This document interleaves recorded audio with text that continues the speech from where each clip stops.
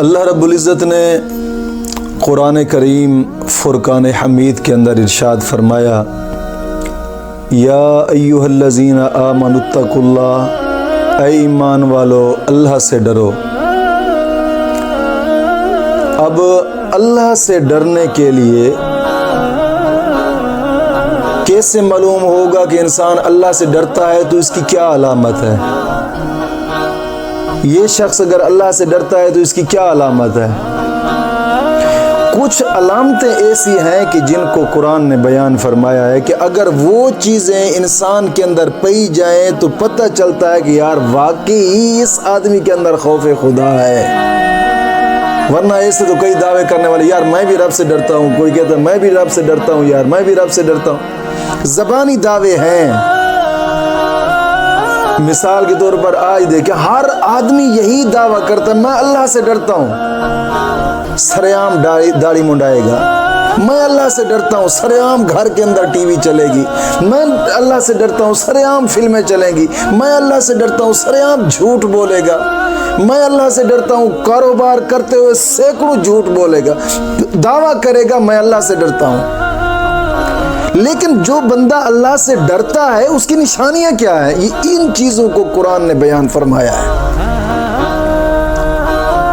آمنوا اتقوا اللہ، اللہ فرماتا ہے اللہ سے ڈرو۔ اور یہ یاد رکھیے گا کہ جن کے دل کے اندر اللہ کا ڈر ہوتا ہے نا، اللہ کا ڈر، وہی لوگ ہی رب کے قریب ہوتے ہیں۔ اور جن کے دل کے اندر خوف خدا ہو وہی بندہ ہی دوسروں پر نظر کرم کرتا ہے۔ جس کے اندر خوف خدا ہو وہی بندہ ہی دوسروں پر رحم کرتا ہے، ظلم سے خود بچتا ہے، دوسرے کو بچاتا ہے، ہمیشہ مظلوم کا ساتھ دیتا ہے، وہی آدمی ہوتا ہے جو اللہ سے ڈرنے والا۔ لیکن اس کے اندر کچھ نشانیاں ایسی ہیں، اللہ کا قرآن فرماتا ہے اگلی جز کے اندر وَلْتَنْظُرْ نَفْسٌ مَا قَدَّمَتْ لِغَدٍ، کچھ ایسے اعمال کرو کہ جو آگے کے لیے تمہارے کام آئیں۔ اگر وہ اب اعمال وہ کریں گے تو آگے کے لیے جو کام آئیں گے وہ کس چیز سے؟ حالانکہ قیامت کا دن ایسا ہوگا کہ اس دن فرشتے، زمین، آسمان، چاند، سورج، دن، رات، ہر جگہ، ہر چیز اس وقت انسان کے خلاف بیان بھی دے رہی ہوگی اور انسان کے موافق بھی بیان دے رہی ہوگی۔ اللہ رب العزت کے پاک محبوب نے فرمایا کہ زمین رب کی بارگاہ میں گواہی دے گی، مولا یہ وہ آدمی ہے جس نے میرے اوپر سجدہ کیا تھا، یہ وہ آدمی ہے کہ جس نے مجھ پر نماز پڑھی تھی۔ اس لیے بزرگ حضرات فرماتے ہیں کہ جب تم نماز پڑھو فرض پڑھنے کے بعد جگہ چینج کر کے سنتے پڑھو، تاکہ جگہ جگہ زمین کا ذرہ ذرہ قیامت کے دن تمہارے لیے گواہی دے۔ اس لیے جگہ چینج کر کے سنتے اکثر اوقات بزرگ حضرات مسجدوں میں آپ دیکھتے ہوں گے پڑھتے ہیں، جیسے فرض پڑھ لیے آگے پیچھے ہو گئے، جگہ چینج کر لی، کہ حدیث پاک میں آتا ہے کہ زیادہ سے زیادہ گواہیاں رب کی بارگاہ میں تمہارے لیے جائیں، اور زمین بھی اس دن گواہی دے رہی ہوگی یہ وہ شخص ہے کہ جس نے مجھ پر سجدہ کیا تھا۔ اور کچھ لوگ ایسے بھی ہوں گے کہ جن کے خلاف گواہی دے رہی ہوگی زمین، یہ وہ شخص ہے جس نے مجھ پر کبھی سجدہ نہیں کیا، اس نے مجھ پر چلتا تھا، یہ مجھ پر تو اکڑ اکڑ کر چلتا تھا کہ میں بہت بڑا جوان ہوں، میں بہت بڑا آدمی ہوں۔ وہ شیخ سعدی رحمۃ اللہ تعالی علیہ فرماتے ہیں کہ ایک آدمی آ رہا تو بہت بڑا پہلوان تھا، کسی نے اس کو گالیاں دی تو وہ غصے سے بھر گیا، منہ سے جھاگ نکل رہی تھی اور اس کے پیچھے پیچھے جا رہا تھا اور گالیاں دے رہا تھا۔ شیخ سعدی صاحب ایسے دیکھ رہے تھے، لوگوں سے پوچھے یہ کون ہے؟ لوگ کہنے لگے کہ یہ پہلوان ہے، بہت بڑا فلاں آدمی نے اس کو گالیاں دی ہیں اور یہ اس کو پیچھے مارنے کے لیے جا۔ آپ نے فرمایا تھو ہے ایسے پہلوان پر جس پر غصہ بھی قابو نہیں آ رہا، جو اپنے غصے پر قابو نہیں پا رہا یہ پہلوان ہے۔ پہلوان تو وہ ہے کہ جو اپنے غصے پر قابو پا جائے۔ اور قیامت کے دن پھر زمین اس کے خلاف بھی گواہی دے گی، اس کے موافق بھی گواہی دے گی، اور زمین کہہ رہی ہوگی کہ اس نے مجھ پر شرک کیا، اس نے مجھ پر زنا کیا ہے، اس نے مجھ پر جھوٹ بولا ہے، اس نے مجھ پر جناب علی چوری کی ہے، اس نے مجھ پر ڈاکہ ڈالا ہے، یہ قدم قدم چلتا تھا تو گناہوں کی طرف جاتا تھا. کوئی ایسے بھی خوش نصیب ہوں گے کہ زمین کا ذرہ ذرہ ان کے موافق گواہی دے رہا ہوگا. یہ وہ ہیں جنہوں نے مجھ پر رہ کر زکوٰۃ ادا کی تھی. یہ وہ ہیں جنہوں نے مجھ پر رہ کر جناب علی سنتیں ادا کی تھی. یہ وہ ہیں جنہوں نے مجھ پر رہ کر جناب علی وطر ادا کی تھے, فرض ادا کی تھے, زکوٰۃ دی تھی. گواہی دے رہی ہوگی زمین. آقا کریم صلی اللہ علیہ وسلم نے فرمایا کہ کافر اور نافرمان, یہ دو شخص, کافر اور نافرمان, وہ نافرمان رب کا نافرمان, کافر بھی اور رب کا نافرمان, ان دونوں کے خلاف زمین گواہی دے رہی ہوگی. اس دن زمین کہے گی کہ اس نے میری پشت پر شرک کیا تھا, اس نے میری پشت پر زنا کیا تھا, اس نے میری پشت پر چوری کی تھی, اس نے میری پشت پر لوگوں پر ظلم کیا تھا, اس نے میری پشت پر چل کر جناب علی حرام کھایا تھا. اور پھر گواہی بھی دے گی اس کے جناب علی اس کے خلاف. اور بزرگ فرماتے ہیں کہ ایماندار وہ ہے جو سارے اعضائے بدن کے ساتھ اللہ تعالیٰ سے ڈرتا ہو. اور یہ بھی بزرگ فرماتے ہیں کہ جو اللہ سے ڈرتا ہے اس کی کیا نشانی ہے. فرماتے ہیں کہ 7 چیزیں ہیں, اگر اس انسان کے اندر پائی جائیں تو سمجھ لو کہ اس کے دل کے اندر خوف خدا ہے. 7 چیزیں, ان میں سے سب سے پہلی چیز ہے, سب سے پہلی چیز زبان کا جھوٹ, غیبت اور چغلی سے پرہیز رکھنا. زبان کو چغلی سے بھی پرہیز کرنا, جھوٹ سے پرہیز رکھنا, بہتان سے پرہیز رکھنا, فحاشی باتوں سے پرہیز رکھنا, ایسے لغوی باتوں سے بھی پرہیز رکھنا. کیونکہ عام طور پر لوگ بہت زیادہ بولتے رہتے ہیں. حدیث پاک میں آتا ہے کہ یہ جو ہم بولتے ہیں نا, ہم جو بولتے ہیں, ہماری یہ آواز ہواؤں کے دوش میں جا کر خلا میں بند ہو جاتی ہے. اور یہ ہماری زبان سے نکلا ہوا ہر لفظ یہ خلا کے اندر جناب علی ریکارڈ ہو رہا ہے. اور قیامت کے دن پھر اس خلا سے ہر انسان کی جتنا بھی اس نے زندگی میں بولا ہے نا, اس کی وہ ریکارڈنگ وہاں سے نکال کر تولی جائے گی. اس نے نیکی کی باتیں کتنی کی ہیں, اس نے گالیاں کتنی دی ہیں, فضول باتیں کتنی کی ہیں, ان میں بھی حساب و کتاب ہوگا. اس لیے بزرگ فرماتے کہ کم بولو, یا پھر چپ رہو, یا پھر اللہ کا ذکر کرتے رہو. یہ چیزیں ہیں. زیادہ فضول باتیں کرنے والا شخص بھی اس کو بھی چاہیے کہ اپنی زبان پر ذرا کنٹرول رکھے. فرماتے ہیں کہ اپنی زبان کو جھوٹ سے پرہیز رکھنا, کیونکہ حدیث پاک میں آتا ہے جب انسان جھوٹ بولتا ہے نا, جھوٹ, یہ جو فرشتے ہیں اس کے کندھوں پر بیٹھنے والے کرامن کاتبین, یہ جھوٹ کی اتنی گندی بدبو ہوتی ہے انسان خود نہیں سونگھ سکتا. اس کی بدبو کی وجہ سے فرشتے اس کو اکیلا چھوڑ کر چلے جاتے دور. اتنی گندی بدبو ہوتی ہے. اور جب یہ بالکل اکیلا ہو جاتا ہے, کیونکہ انسان یہ کاندھوں پر کرامن کاتبین, اور پھر اللہ رب العزت نے انسان کی ہی حفاظت کے لیے آگے بھی ایک فرشتہ مقرر کیا, پیچھے بھی ایک فرشتہ مقرر کیا, ادھر دائیں بائیں ایک فرشتہ مقرر کیا انسان کی حفاظت کے لیے.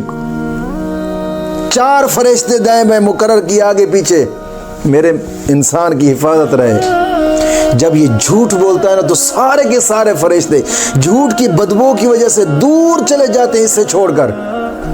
اس وقت پھر شریر شیطان بھی حملے کرتے ہیں, شریر جن بھی انسان پر حملے کرتے ہیں, اور پھر بھاگ رہے ہوتے ہیں کہ یار پتہ نہیں ہمارے ساتھ کیا ہو گیا ہے. حالانکہ اس جھوٹ کی نحوست ہوتی ہے. اس لیے بزرگ فرماتے ہیں کہ پہلی چیز زبان ہے, اس زبان کو جھوٹ, غیبت اور چغلی سے پرہیز رکھیں بس. اور دوسری چیز اس کا دل ہے, اپنے دل کو عداوت سے پاک رکھنا, بغض سے پاک رکھنا, حسد سے محفوظ رکھنا. ایسا نہیں ہے کہ کسی انسان کو آپ نے دیکھا یار اس کے پاس میری چیز ہے میرے پاس نہیں ہے. عزت ذلت تو رب کی ذات دینے والی ہے, اس کے پاس چیز ہے میرے پاس نہیں, حسد خام خواہ کا. حالانکہ حدیث پاک میں آتا ہے آقا کریم صلی اللہ علیہ وسلم نے فرمایا الحسد یأکل الحسنات کما تأکل النار الخاتبہ. آقا کریم صلی اللہ علیہ وسلم نے فرمایا کہ حسد نیکیوں کو ایسے کھا جاتا ہے جیسے آگ لکڑی کو کھا جاتی ہے. حسد نیکیوں کو ایسے کھا جاتا ہے. حسد سے پرہیز رکھنا اپنے دل کو. جو دل حسد سے پرہیز ہوتا ہے نا، اس دل پر ہی رب کی رحمتیں ہوتی ہیں، اور اسی دل کی جناب علی دل کی مرادیں پوری ہوتی ہیں. اسی دل کو سکون ملتا ہے، اطمینان ملتا ہے. حقیقت بات ہے، اگر تم دل کا سکون چاہتے ہو نا، اپنے دل سے حسد کو نکال دو، بس دل کو سکون ہوگا. اور تیسری چیز آقا کریم صلی اللہ علیہ وسلم کا فرمان مبارک ہے، اور ایک فرمان مبارک حسد کے بارے میں بھی ہے. آقا کریم صلی اللہ علیہ وسلم نے فرمایا کہ حسد دل کے بدترین امراض میں سے ایک مرض ہے. بدترین امراض میں سے ایک مرض ہے حسد. اس لیے اس دل کو حسد سے پاک رکھنا ضروری ہے. اور تیسری چیز آقا کریم صلی اللہ علیہ وسلم نے فرمایا کہ اپنی نگاہ کو حرام چیز سے بچاؤ، حرام خورد و نوش سے محفوظ رکھو، حرام لباس سے محفوظ رکھو. جو بھی چیز ہے اپنی نگاہ کی حفاظت رکھو، کیونکہ سب سے پہلی چیز نگاہ ہوتی ہے. کسی چیز پر بھی پڑے، پہلے نگاہ پڑتی ہے، پھر دماغ اس کو قبول کرتا ہے، پھر دل اس کی طرف میل ہوتا ہے. اگر نگاہ نہ پڑے دل کبھی میل نہیں ہوگا، کبھی بھی میل نہیں ہوگا دل. پہلے جناب علی نگاہ اٹھتی ہے. اللہ رب العزت قرآن کریم میں بھی فرماتا ہے کہ مومنوں کو چاہیے کہ نگاہیں نیچی رکھیں. مومنوں کو چاہیے کہ نگاہیں نیچی رکھیں، کیونکہ سب سے پہلی چیز نگاہ ہوتی ہے. اور جس بندے کا دل اپنے رب کی بارگاہ میں گر جائے نا، اور نگاہ کو محفوظ کر لے، وہ بندہ ہی اپنے رب کے قرب خاص میں جناب علی مرتبہ پا لیتا ہے. مولانا رومی نے ایک بات لکھی کہ ایک بادشاہ تھا، کسی وقت کا بادشاہ تھا، اپنے وزیر کے ساتھ نکلا شکار کرنے کے لیے. جیسے جنگل بیابان میں گیا نا، تو اس نے ایک لونڈی کو دیکھا. وہ بڑی خوبصورت تھی. لونڈی پر عاشق ہو گیا. نگاہ اٹھی تھی نا، سب سے پہلے نگاہ ہی تھی. نظر ہی اس نے کی تو دل خراب ہوا ہے. اگر نظر نہ کرتا تو دل کہاں خراب ہوتا. اس لیے تو اللہ کا قرآن فرماتا ہے کہ مرد نگاہیں نیچی رکھیں. نگاہ کی، دل خراب ہوا، عاشق ہو گیا، پھر سکون نہ آئے دل کو، واپس چلا. جیسے گھر آیا سکون نہیں آ رہا تھا. اس نے وزیر سے کہا کہ تم جاؤ، کچھ بھی ہو جائے اس لونڈی کو خرید کر لے آؤ. وزیر گیا. سہری بات ہے، بادشاہ تھا، جواہرات تھے، مال تھا، دولت تھی، خرید کر لے آیا. جیسے پہنچی اس کے پاس لونڈی، تو لونڈی بیمار ہو گئی. اب زیادہ پریشان ہو گیا کہ اب کیا کیا جائے. میں تو اس پر عاشق تھا، اور یہ آتے ہی اس کو اپنا ہوش ہی نہیں رہا. بیمار ہو گئی ہے بہت زیادہ. پھر آ لگا طبیبوں کو تلاش کرنے کے لیے. ادھر سے عامل لے آیا، ادھر سے عامل لے آیا، ادھر سے طبیب لے آیا، ادھر سے طبیب لے آیا. جو بھی طبیب آتا کہتا یہ تو میرے بائیں ہاتھ کا کھیل ہے جی. کوئی کہتا یہ تو میرے دائیں ہاتھ کا کھیل ہے جی. کوئی تو کہتا بادشاہ آپ سکون سے بیٹھے، ایسے ہی 1 منٹ میں ٹھیک ہو جائے گی. ہزاروں طبیب آئے، لیکن کوئی طبیب اس کو ٹھیک نہ کر سکا. ان کے یہی بڑے بڑے دعوے تھے، بس ابھی ٹھیک ہو جائے گی، ایسے ہو جائے گا، ایسے ہو جائے گا، ایسے ہو جائے گا. آخر کار مایوس ہو گیا، اٹھ گیا دل دنیا سے کہ یار اب کوئی بھی نہیں ہے ایسا کوئی جو اس کو ٹھیک کرے. دل جب بہت زیادہ پریشان ہوا، مایوس ہوا دنیا سے،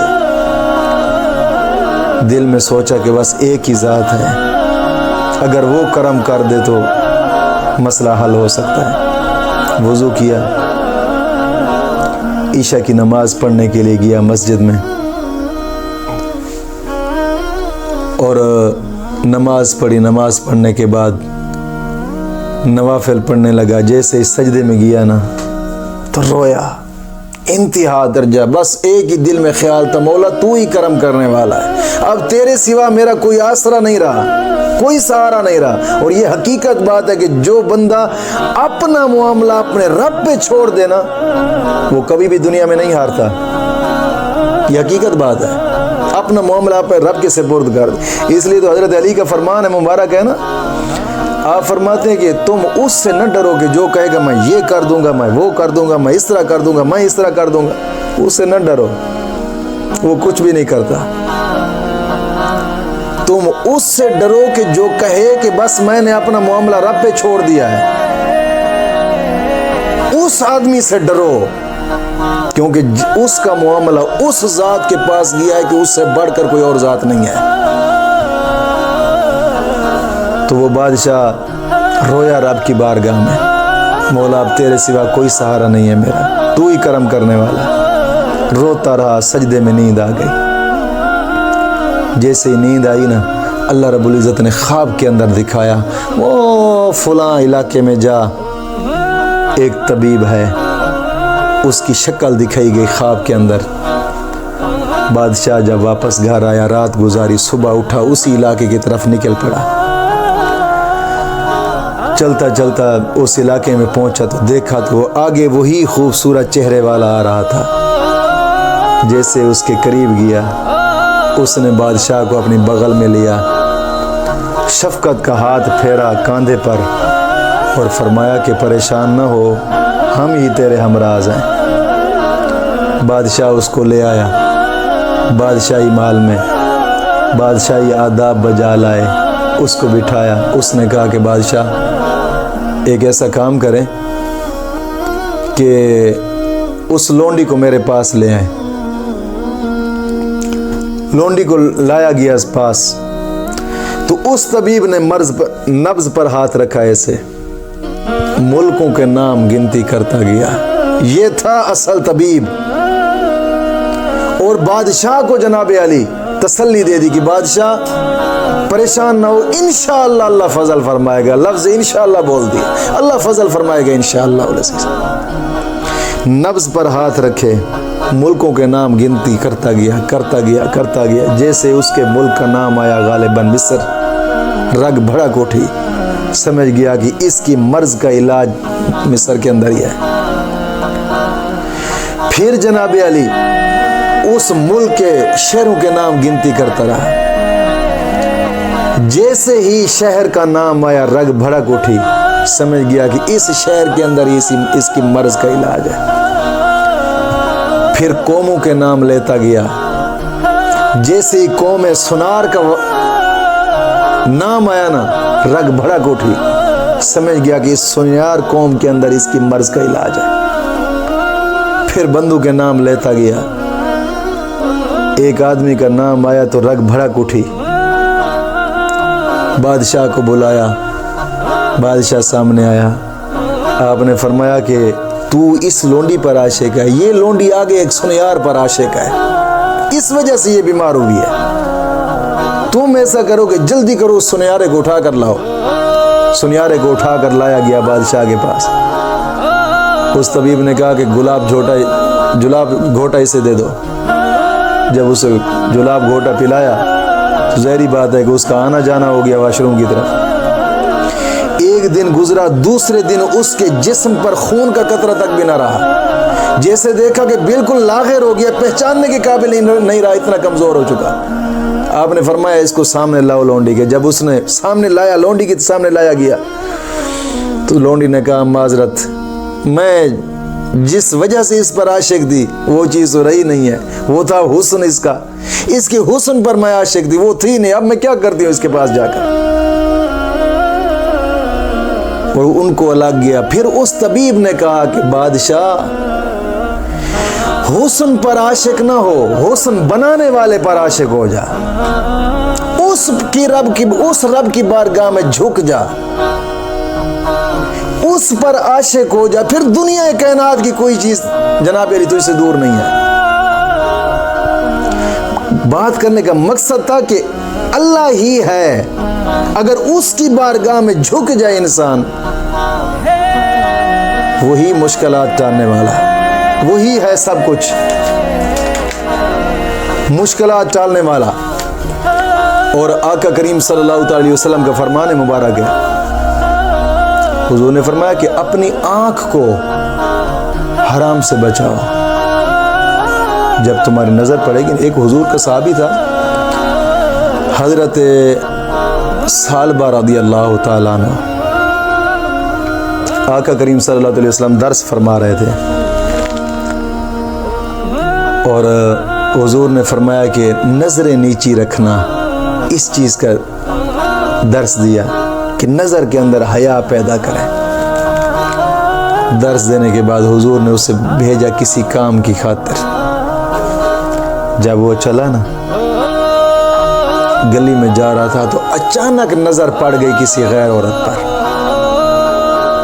ڈر کے مارے بھاگا جنگل کی طرف۔ اب کس منہ سے حضور کے سامنے جاؤں گا؟ حضور نے تو فرمایا تھا نظر غیر کی طرف نہ کرنا، حالانکہ اچانک نظر اگر کسی عورت پر پڑ جائے تو شریعت اس کی پکڑ نہیں کرتی۔ اچانک ہی نظر کسی عورت پر پڑ جائے تو شریعت اس کی پکڑ نہیں کرتی۔ ہاں، دوسری نظر جان بوجھ کر دیکھا پھر حرام ہے، پھر گناہگار ہوگا۔ اچانک ہی نظر پڑ گئی تو گناہگار نہیں ہے۔ اور جب ان کی اچانک کی نظر پڑی، دل میں خوف پیدا ہوا، یار کس منہ سے حضور کی بارگاہ میں جاؤں گا؟ بھاگا جنگل کی طرف، روتا رہا۔ ایک دن گزر گیا، دوسرا دن گزر گیا، حضور نے فرمایا یار ثعلبہ نہیں آیا، کہاں گیا ہے؟ حضور کے صحابی تلاش کرنے لگے۔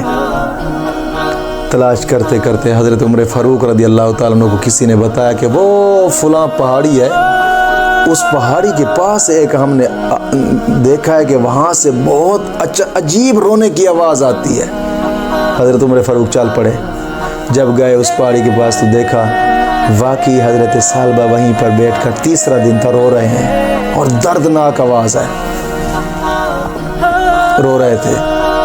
آپ نے جیسے ہی گئے نا تو پیچھے سے کندھے پر ایسے ہاتھ رکھا، مزید تڑپ اٹھے، کہیں کوئی وحی آ گئی ہے شاید کہ مجھے جہنم میں ڈالا جائے گا، کوئی اس طرح کی وحی آئی ہوگی مجھے بلانے کے لیے۔ حضرت عمر فاروق نے فرمایا کہ تجھے حضور بلا رہے ہیں۔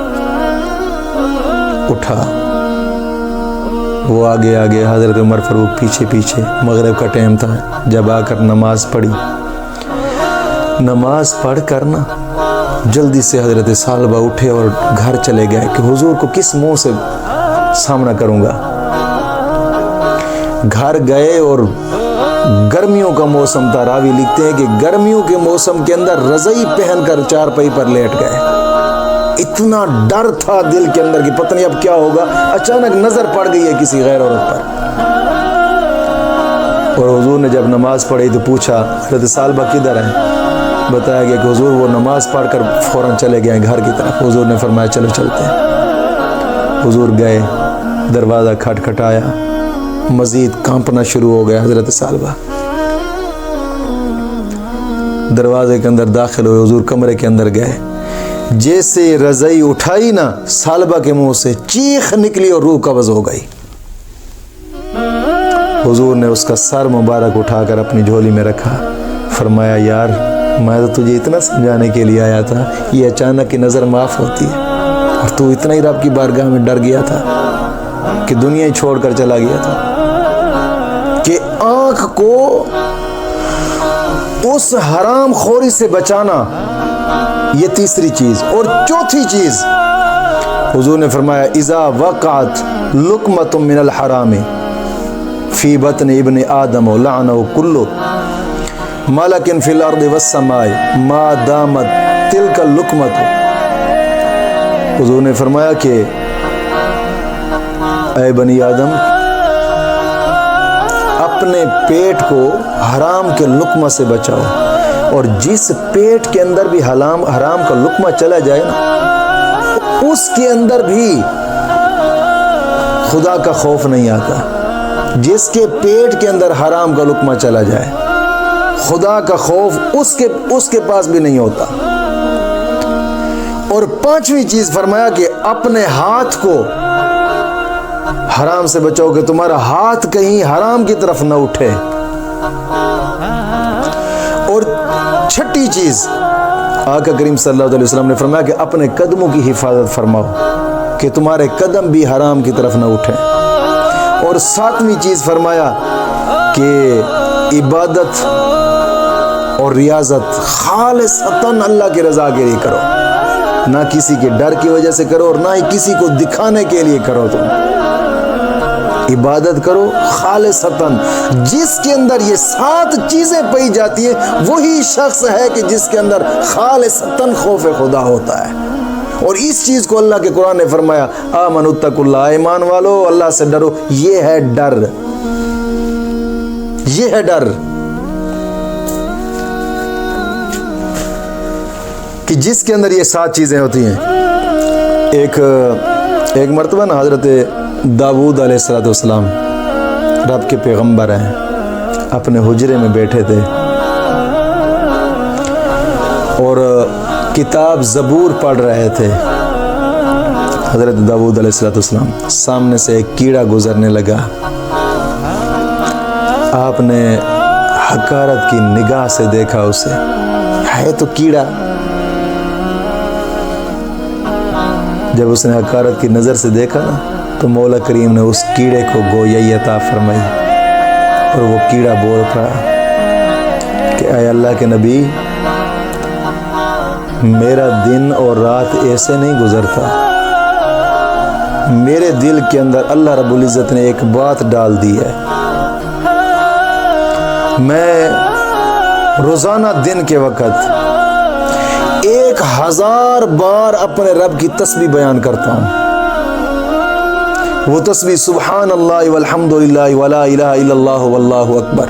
اس کیڑے نے کہا کہ اے اللہ کے نبی، میں دن کے وقت 1000 مرتبہ اس تسبیح کو کرتا ہوں اور میری کوئی شب ایسی نہیں گزرتی، میری کوئی رات ایسی نہیں گزرتی کہ جس رات کے اندر 1000 مرتبہ میں نے اس کے آخری نبی پر درود پاک نہ بھیجا ہو۔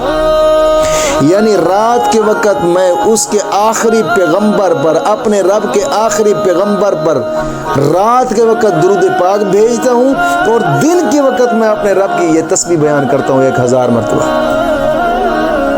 حضرت داؤد علیہ السلام سر جھکائے اور سجدہ ریز ہو گئے رب کی بارگاہ میں کہ مولا تو کریم ذات ہے، جس کو ہم حقیر سمجھتے ہیں نا اس کے اندر ہی تو نے حکمت رکھی ہے، وہی ہے کہ وہ بھی تیری عبادت کر رہا ہے۔ اس لیے بزرگ فرماتے کہ تم کسی کو حقیر نہ سمجھو اپنے سے، ہو سکتا ہے وہ تم سے اچھا ہو۔ خوف خدا ہو، روئے حضرت داؤد علیہ السلام رب کی بارگاہ میں اور سجدہ ریز ہو گئے۔ اس لیے ایک حدیث پاک میں آتا ہے کہ جو امام غزالی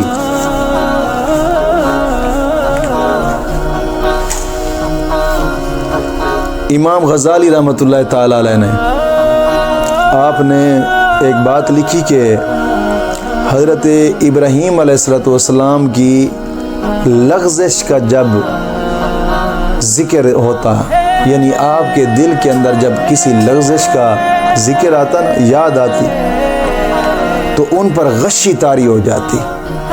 اور حضرت ابراہیم حالانکہ نبی ہے، نبی سے کیا لغزش ہوتی ہے؟ کوئی لغزش نہیں ہوتی، لیکن ان کے دل کے اندر تھوڑا سا اس طرح کا خیال آتا نا تو فرماتے ہیں کہ ان کا دل اتنا رب کے خوف سے دھڑکتا کہ 1-2 میل تک ان کے دل کے دھڑکنے کی آواز جاتی۔ حضرت ابراہیم علیہ السلام ایک مرتبہ اللہ رب العزت نے حضرت جبریل کو بھیجا کہ جاؤ میرے پیارے ابراہیم پیغمبر کے پاس، اس سے کہو کیا کوئی دوست بھی کسی دوست سے اتنا ڈرتا ہے؟ تو میرا خلیل ہے، بہت پیارا دوست ہے، کیا دوست بھی کبھی دوست سے ڈرتا ہے؟ تو آپ فرمانے لگے یار جب میرے دل کے اندر نا تھوڑی سی لغزش کا بھی خیال آتا ہے تو میں اس رب رب سے بہت ڈرتا ہوں، میرا دل کی دھڑکن اس لیے 1-2 میل تک سنائی دیتی ہے کہ جب رب کے پیغمبر، انبیاء، صالحین، نیک لوگوں کا یہ حال ہے کہ جب وہ اپنے رب کا ڈر دل میں رکھتے ہیں، یہ حال ہوتا ہے ان کے ساتھ، تو پھر یار ہم کس باغ کی مولی؟ ہمیں بھی تو کچھ خوف خدا دل میں رکھنا چاہیے۔ اور اس چیز کو اللہ کا قرآن فرما رہا ہے ان لفظوں کے اندر، یا ایھا الذین آمنوا اتقوا اللہ، اے ایمان والو اللہ سے ڈرو۔ یعنی جو اللہ سے ڈرنے والا ہوتا ہے وہ ان 7 چیزوں کی طرف نظر ضرور رکھتا ہے۔ مولا کریم دین متین کی سمجھ عطا فرمائے۔